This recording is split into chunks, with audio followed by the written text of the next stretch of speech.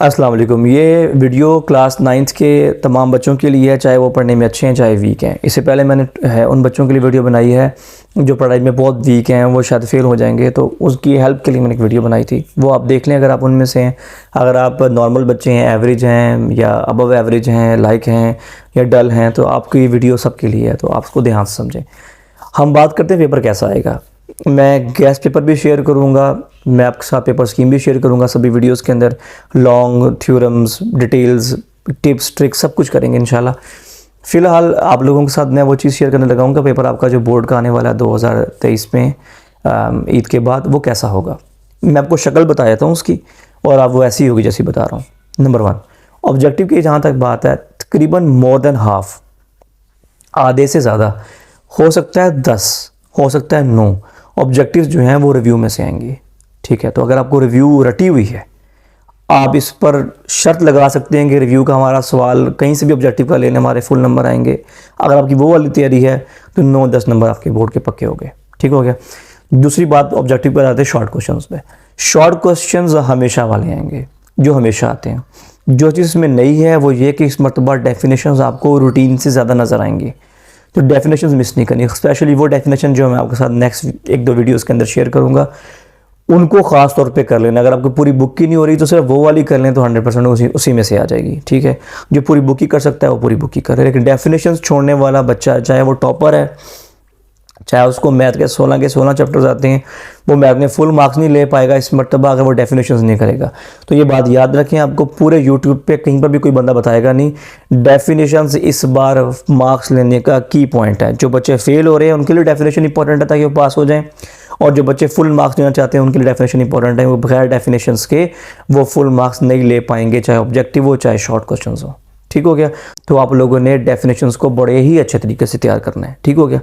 उसके अलावा आपके पास हैं क्वेश्चन रूटीन में ही आएंगे, जैसे 1 चैप्टर में जहाँ से आते हैं, 2 में जहाँ से आते हैं, 3 में, 4 में, 5 में, 6 में, जो आपको शेयर करूँगा मैं गेस्ट पेपर।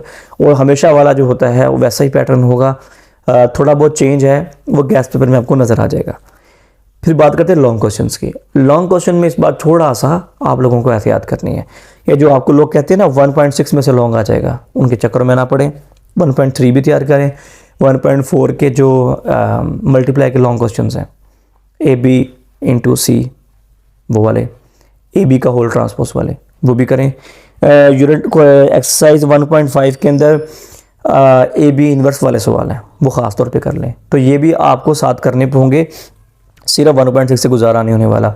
जो बच्चे 1.6 कर रहे हैं, स्पेशली गवर्नमेंट स्कूल के बच्चे मुझे सुन रहे हैं, तो आप लोगों को पता होना चाहिए कि आपके स्कूल वाले आपको अक्सर 1.6 के जो नीचे क्वेश्चंस दिए होते हैं ना, क्वेश्चन नंबर 2, 3, 4, 5, 6, जो स्टोरी सम होते हैं, जो इंग्लिश में या उर्दू में लिखा होता है जुमला, इसको हम प्रॉब्लम बोलते हैं, वो आपको छुड़वाया होता है उन्होंने, वो अपना लाजमी करना है। ठीक है। और अगर आप यूनिट नंबर 1 की, 2 की, 3 की और 4 के लॉन्ग अटैम्प्ट कर रहे हैं, तो इन चारों के जो रिव्यू में लॉन्ग बनता है वो भी आपने करना है। सही हो क्या। यूनिट नंबर 2 के बारे में आपसे लोग कह रहे हैं 2.4 में से आ जाएगा, 2.6 में से आ जाएगा, तो वो बात ठीक है, 2.4 और 6 में से ही होगा। ठीक है। 3.4 में से लॉन्ग होगा, 3.3 में से बहुत लो चांस 3.4 में से आएगा।